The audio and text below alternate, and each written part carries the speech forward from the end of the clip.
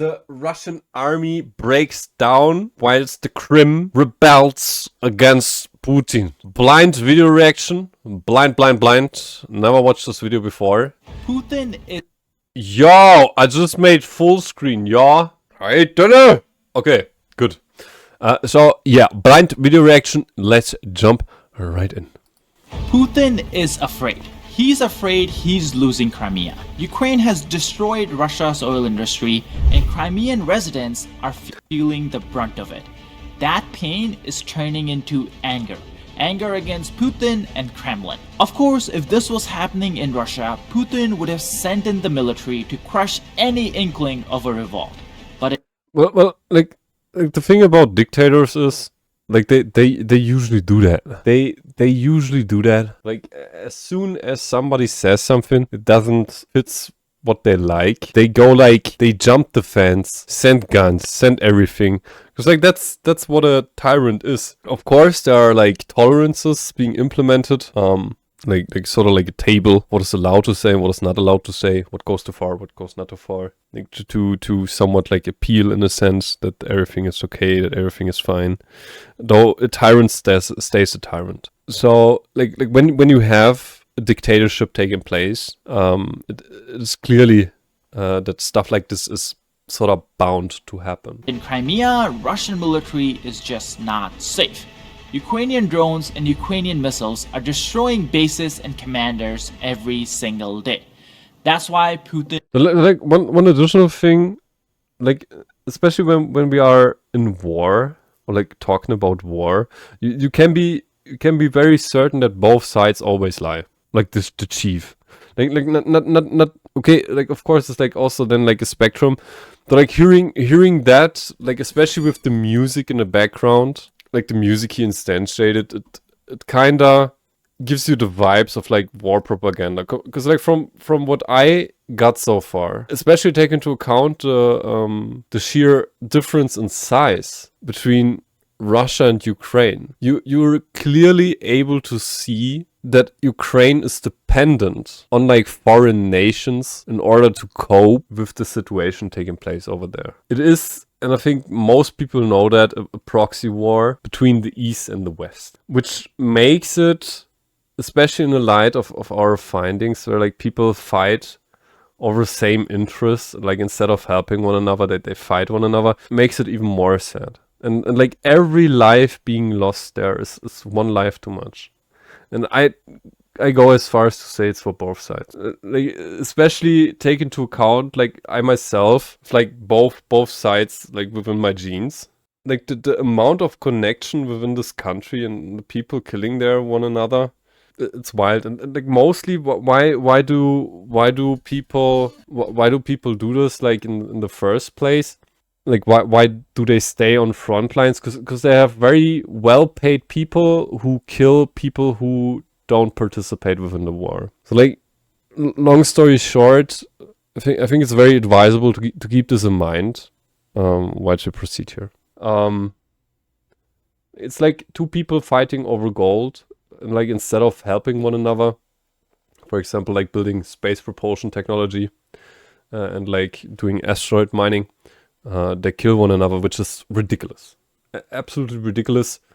I think it's like as often stated, like a statement of a power mind. And like I think like you can find like bad things taking place on like both sides.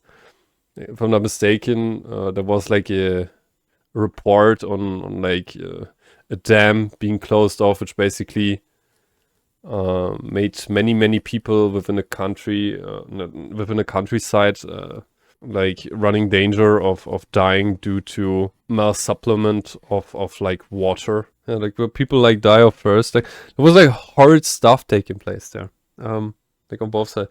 Yeah, dying of thirst. Yeah, the German word for it is like quite interesting. The German word, in German is like one word. It's called verdursten, and like. I saw a report, dehydration, dying of dehydration, dehydrated. Basically, they had like a dam, like a supply line to like a Russian populated area of Ukraine, and they cut off the water supply, and like right after they reported on this, like it was like the Russian TV YouTube channel, and the RT YouTube channel, the YouTube channel got banned, which is like wild when you look at it.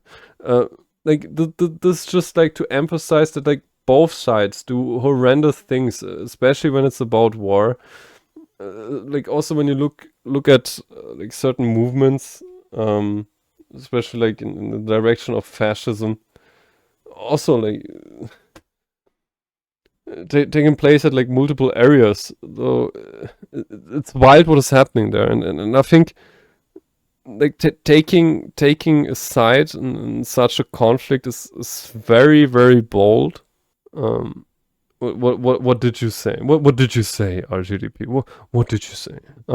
To basically go ahead and like pick a side in that sense. No yapping for 3 hours. No yapping for 3 hours. I am the yapping Tron. I love the yap. I will do the yap. So don't worry. Maybe it will be 2 hours. Maybe it will be 2 hours, RGDP.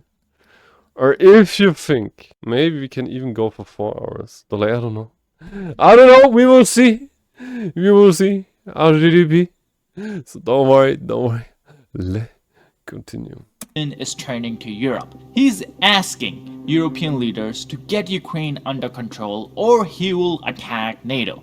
This is a desperate blackmail that Putin is hoping can save his regime, but it seems like it will only make the situation worse. So in this video, let's get into exactly what's going on in Crimea, how Ukraine is making the situation worse for Putin, and why Kremlin is afraid. Let's start with what's going on in the region, because things are really getting out of hand and anarchy is spreading. As you guys can see from the clip on your screen, things like this are happening all over the peninsula. Russian fuel crisis is spiraling into a crime epidemic where people are stealing fuel from cars that are just parked outside. This is like 1990s when Soviet Union collapsed and mafia took over the country. Deep economic crisis and normal people were just tired of it all. Добрый день. Вашему вниманию предлагается 95-й бензин АИ-95 со станцией, которая оснащена двойной системой очистки. Грубая очистка, мягкая очистка. Соответственно, установлен высокоточный счетчик Италия Пиуси, который откалиброван по топливному мернику. Короче, это НОТЕС, а это...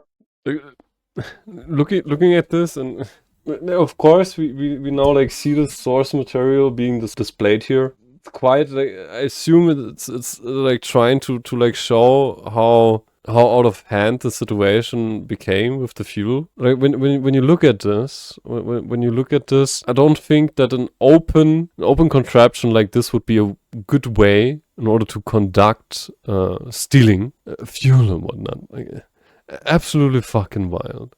Оранжевую. 85, 90, 95 или какой-то. Тут вот.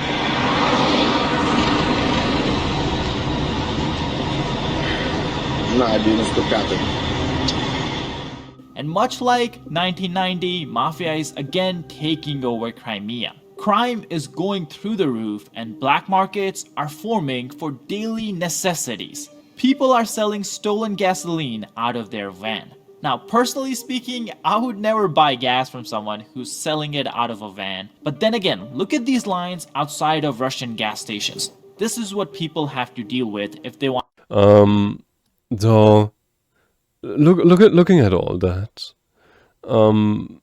it seems like they have quite some supply issues. Like with their supply routes in terms of like oil refining and whatnot.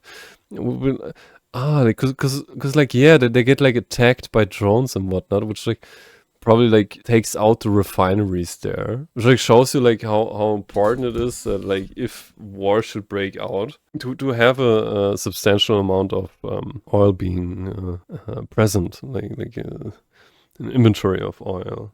Want to fill up their car. And that's only if they can find a gas station that actually has gas, because that's getting rarer and rarer every single day. As of recording of this video, 50% of gas stations inside Crimea don't have any gas. And the ones that do have it, they're selling it at a price so high that it should be illegal. You see, just a month ago, gas prices in Russia were around $60 per liter, or 60 rubles per liter. And now they're as high as 100 rubles. It's impossible to deny, even for Kremlin, that Russia is going through a fuel shortage. In fact, the situation is so... So, like, taking into account the calculation example we made today, where we recalculated our situations and a package of milk, like 100 rubles is like one package of milk. It seems fine to me, like in a sense, like we have, like, here a liter of fuel is more expensive than milk. So it's like always to be taken with a grain of salt, which makes, like, it really looks like a propaganda piece, like, where I'm like very curious on like what is being stated there. Where I, for example, like favor Caspian report over I don't know what is this channel? Business Basics. Wild what is taking place there. widespread that even Russian media is reporting on it. Listen to it yourself. Russian papers continue to report pressures on the Russian economy. The top story in Nezavisima Gazeta today is the petrol shortage. In some regions, there has been a shortage of petrol for several weeks now. The continuation of the fuel crisis after the government ban on petrol exports comes as a surprise not only to Russians, but also to those enemies who seek to destabilize the Russian economy. In previous years, Russian oil companies exported up to 15% of the petrol they produced. And you would think that the export ban would have created an excess of domestic supply. But 7 months after the export restriction, Deputy Prime Minister Alexander Novak admitted fuel shortages in the regions. Well, take into account reports that Russia by now created for itself a war economy, it's also quite reasonable, like what is happening there, because when you have an army to be supplied with fuel, like which is to be supplied with oil, it's more advisable to go ahead and especially like stack up the inventory, like increase the inventory of fuel, because like when you turn your economy to war economy, what is happening in Russia right now, like especially when you take into account what is happening with the drone probing on the NATO border, it's way better to have fuel storages like in border proximity rather than having the fuel like on gas stations. It simply is that way. And war costs a shit ton of fuel. You need so much fuel for, because like when you break down war, you have like a high pressure of like supply line management. Like you need the logistics set up, and you need a steady supply of like ammunition, food, like utilities, like healthcare, troops. You have you gotta have your whole supply line set up. Like boots on the ground, that's like the end part of it. Do I like politics? I quite enjoy them. I quite enjoy them because like the game they play is fascinating to me, because they low-key like in politics, like they play people. To break it down in a very abstract form, politics is you go into Grassville where everyone believes grass is green, you say grass is yellow, you get your people who believe that grass is yellow and declare the people who say that grass is green your enemy. Meanwhile, it's all about grass, which is fascinating to me, because like as yesterday like mentioned, like Neil deGrasse Tyson, like he said it in a very, very interesting way, which is like also quite devastating. Why I'm like saying that, like especially we who are around here, because I deem us different in that sense. Like most of the people, like the majority is always a bell curve. Most of the people that they are not even capable of like not participating within war because they lack the cognitive capabilities to avoid that, which makes the statement from Neil deGrasse Tyson, like the mentioned statement from yesterday, quite reasonable, where he said that it could be that aliens already visited this planet and just simply said there's no intelligent life on Earth. Because they fight over same interests, and instead of like establishing a system that grants both parties abundance, which is possible, that they kill one another. And this is fascinating. So maybe you can say, I like the tingling sensation of my synapses observing this taking place. So I'd say, like, it's stimulating to me. It's fascinating.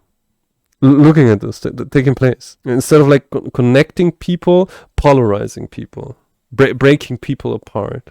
Not in all cases. Like there are very well-mannered, talented, intelligent gentlemen within politics. That like when you look at it, especially the negative outliners, it's fascinating what is happening there. So yeah, I quite enjoy it. The State Statistics Agency calculates that since the start of the year, retail petrol prices have increased twice as fast as inflation. Wholesale exchange prices are also rising sharply. Russian oil refineries are coming under regular attack from Ukrainian drones, many of them not for the first time.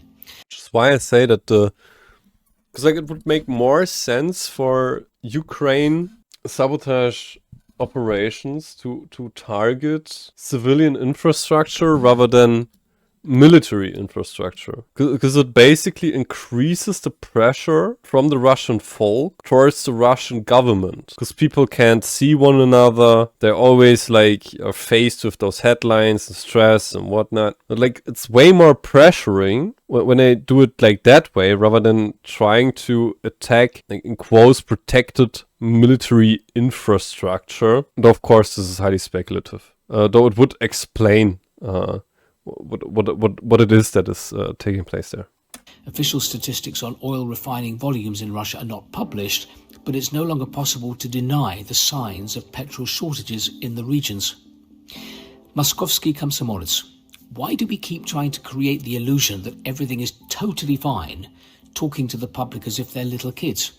I'm talking about petrol, or about debris from Ukrainian drones that does not affect production at refineries.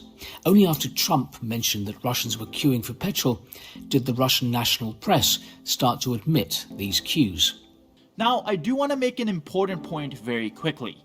Just last few weeks, I have seen many Russian YouTubers pop up on YouTube that share the real news from Russia.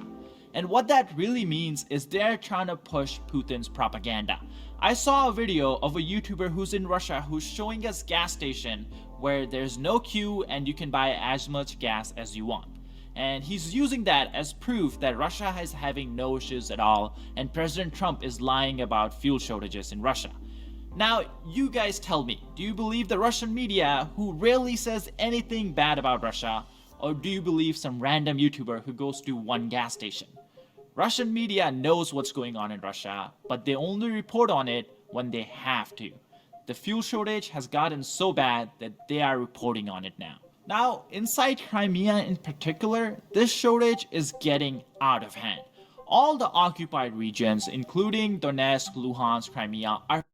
Well, like another thing, besides this thesis this gentleman is proposing here, when you make your people like reporting, like take into account this potential control Mr. Putin has over the news apparatus within his country, you drive up demand, and when you drive up demand, you basically increase tax earnings up on fuel. And when you then have like single instances of YouTubers showing the opposite of it, like it is in a sense the fog of war that we are facing here. But best course of action would be to low-key have, like in quotes, like a satellite checking every fuel station within Russia with real-time traffic analysis data, like in order to conduct and then like finally deduct a result on what is going on there. Long story short, it's to be taken with a grain of salt, especially when you know how vast the amount of control is that Mr. Putin has over his media apparatus. Facing a shortage that's acute compared to Russia mainland. But Crimea is one of the worst. 50% of gas stations don't have it, and Russia just implemented a price control. They're telling gas stations to lower their prices, and they're telling producers to sell gas at a loss. Now, on top of all this, the authorities in Crimea have also introduced a coupon.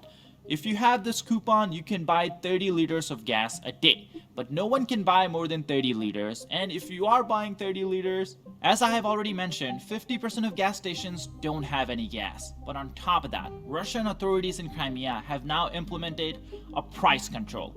They are forcing producers and even gas stations to sell gas at a loss. They're truly going back to Soviet times. I guess Putin is successful in rebuilding the Soviet Union. Various small websites and apps are tracking everything you do. Then they turn around and sell your data to the highest bidder. So that means this data can end up in the hands of unsavory buyers, even nefarious foreign agencies. This is where today's sponsor Surfshark can protect you. Surfshark will keep your IP address and your search history private, so your data doesn't end up in wrong hands. On top of this, you can enjoy other benefits like watching region-locked content on streaming sites and actually save money on your flights and vacations if you search from other countries. Best of all, right now Surfshark is running a huge discount. Go to surfshark.com/businessbasics or use code businessbasics at checkout to get 4 extra months of Surfshark VPN. Just one subscription will work on all your devices and protect you wherever you are surfing the web. Time is running out, so get your deal now. But on top of this, they have also introduced price coupons as of last night. Which is quite fascinating. Like take into account statement that there is fuel shortage, then the driven demand, like maybe like artificially up-driven demand towards fuel, and then like also looking at like quotes like suspicious YouTube channels which like try to paint a different picture here. It's like quite fascinating to try to then like find out what it is that is actually taking place here. I think we by now have like more questions than like answers. Wild stuff that is happening. You need a coupon if you want to buy gas, and that coupon only gives you access to buying 30 liters of gas. I think the statement was far-fetched. He said you need a coupon to buy gas. Then he's reverting back to 30 liters. And then he's reverting back to if you want to buy 30 liters. So apparently you're able to buy daily, I assume daily, up to 30 liters. So like not more than 30 liters. Which in a sense maybe like also makes it so that like it kind of looks like it looks like there is artificially driven demand, like an upscale demand for fuel to drive up like internal fuel sales. Like, why is that? Especially when this gentleman is proposing that Mr. Putin is forcing apparently his fuel suppliers to sell at a loss. Something doesn't add up here. Which of course limits a lot of people, especially businesses. But you see, all this is hurting Putin's dream of integrating Crimea back into Russia.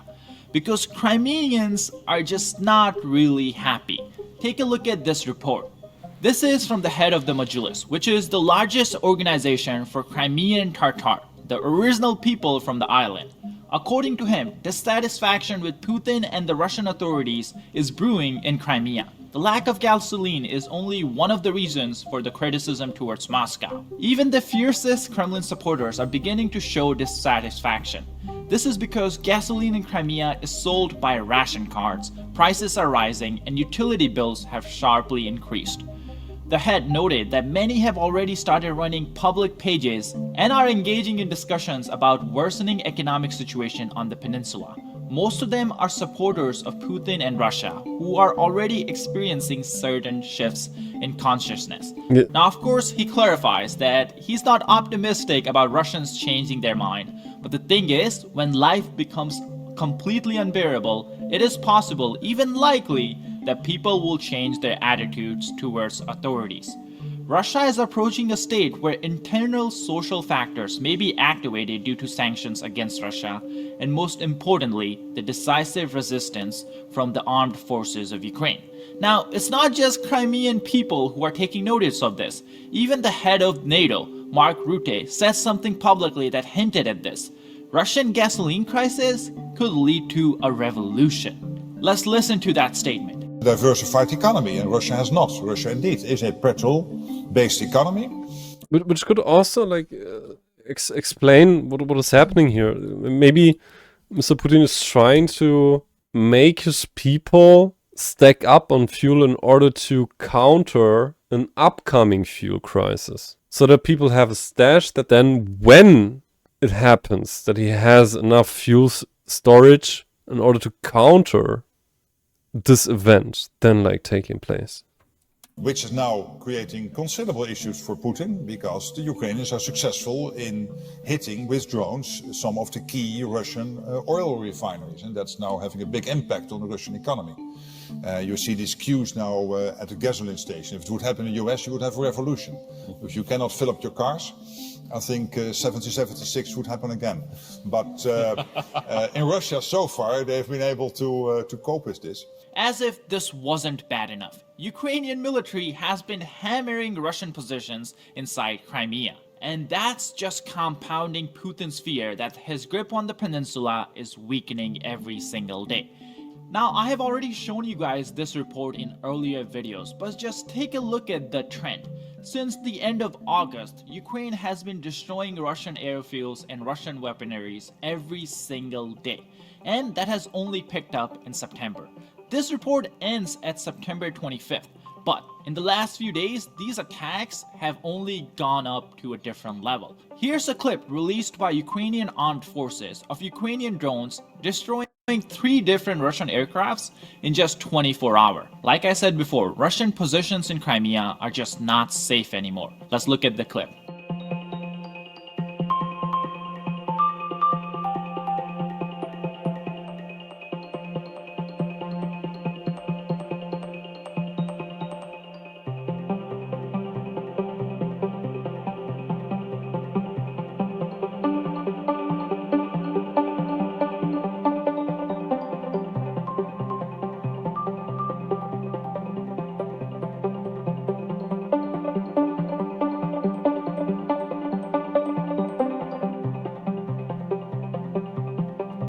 I think it's like wild and it shows you like the future of warfare, like the cost comparison from like such a small thing, like in quotes like small thing, damaging millions and millions of property. I think like having a super factory like with drones gives you a major advantage in terms of like warfare. Which like yet again shows you like the in quotes power of Russia, like due to the close ties, if you want, with China, because China is a major supplier in terms of drone technology. So it's quite wild. Now, this is just equipment, but Ukraine is not stopping with equipment. They are also going after the head of the snake. They're taking out generals, lieutenants, and officers that are stationed inside Crimea for the Russian military. Take a look at this attack that was just made public a few hours ago. In this attack, we can see Ukraine wipe out a whole entourage of Russian National Guards.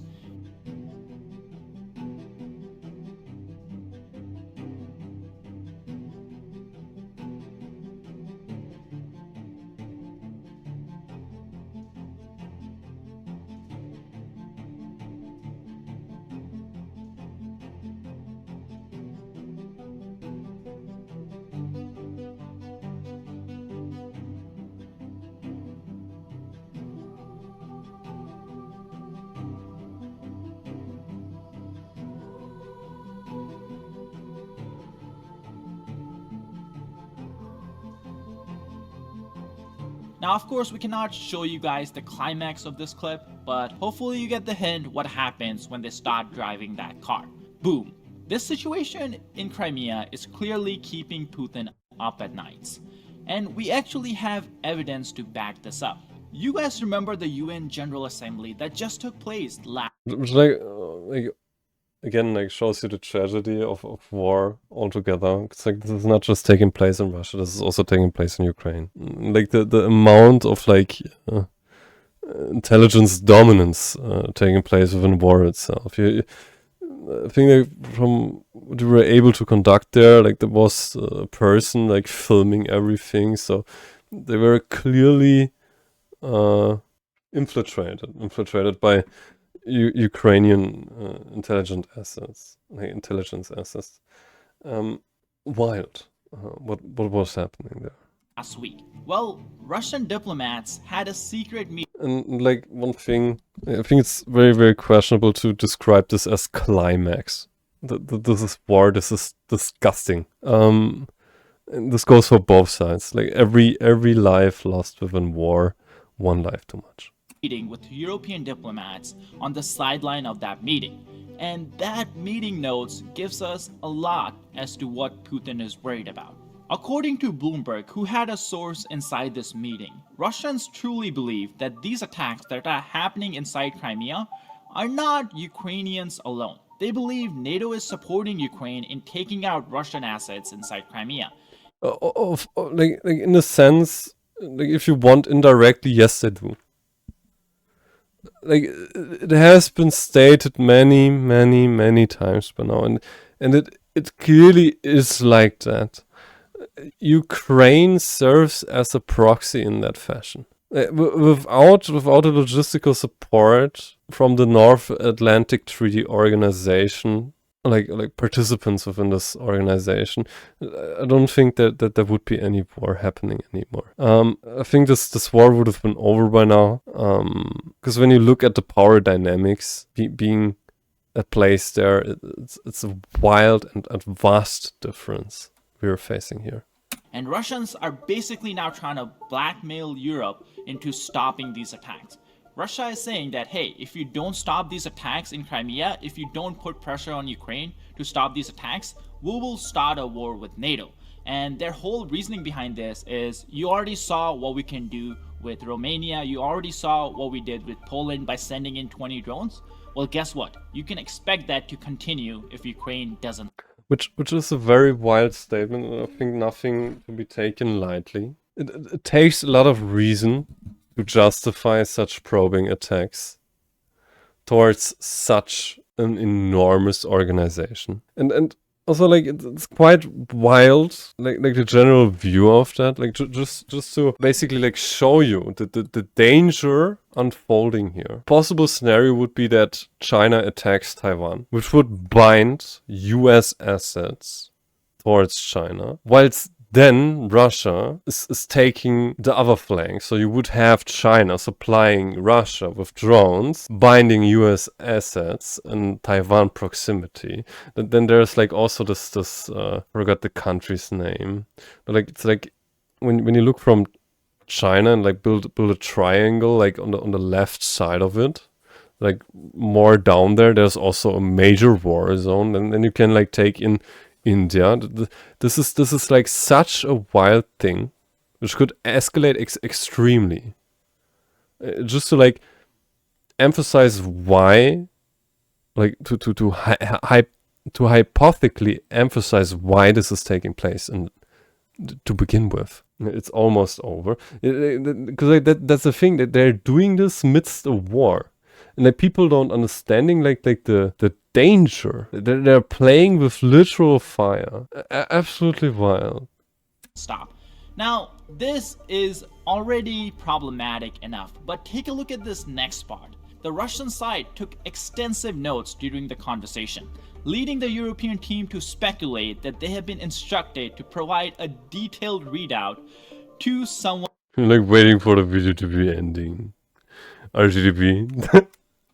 Up the chain of command. Now, you guys can take a guess who that someone is. Egypt is bombing Turkey. Just came in. Life is beautiful. Life is beautiful. I also have like another headline that like Russians have rockets that are able to dodge Ukrainian air defense systems. This is because I'm like checking the news. This is also a wild development. So they're bombing on other fake news. Motif fell. Okay, so this was fake news. Okay, I was like majorly like invested in the war conflict. And like of course I cross-referenced and I couldn't find it. So this would have been the next logical step to like ask for verification in that sense.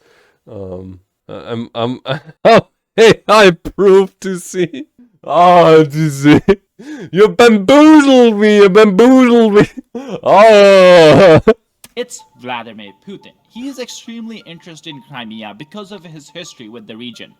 If you study Putin's rise, he gets out of office of the presidency in Russia in 2008, but he comes back again in 2012. Well, guess what? Russians weren't really happy about this. On the day of his inauguration in 2012, Russians were protesting outside Moscow. It was reported that this was the biggest protest Putin has ever faced, and it was one of the biggest in the Russian history. We had oligarchs on stages. Very interesting. I didn't know that. I really didn't know that. I was thinking that like since his presidency is like permanently like in office, like of course you could also like introduce a puppet, like wild, man. Basically saying what Putin is doing is not what the constitution of Russia allows. You cannot have a president come back after the term limit. His approval ratings were not good at this point, and taking over Crimea is really what turned it around. For Putin, annexing Crimea was more than just a land grab. It was the most popular decision of his career. Overnight, his approval rating soared above 80%. For millions of Russians, he framed Crimea as historically ours, stolen during Soviet collapse, and finally returned to the motherland under a strong leader like Vladimir Putin. And guess what would happen if Crimea is lost again under that same leader? And this is exactly why Putin is panicking. Which also explains the overall situation then like in the end. And I think like the truth maybe like lies somewhere between this all. Though yet again, it's playing with fire when it's instead of a water hose you have a fuel canister. Absolutely wild. And again, like I hope this war will end very, very soon. Because each life lost, one life too much. Though yeah, with that being said, you guys, check out the video description. There the link, video linked. Yes, go there. Nice video, thumb up, maybe subscribe. Though yeah, like one thing to add a critique there, like this channel is called Business Basics. I think this was far from Business Basics. This felt like more like a propaganda piece, though. It is what it is.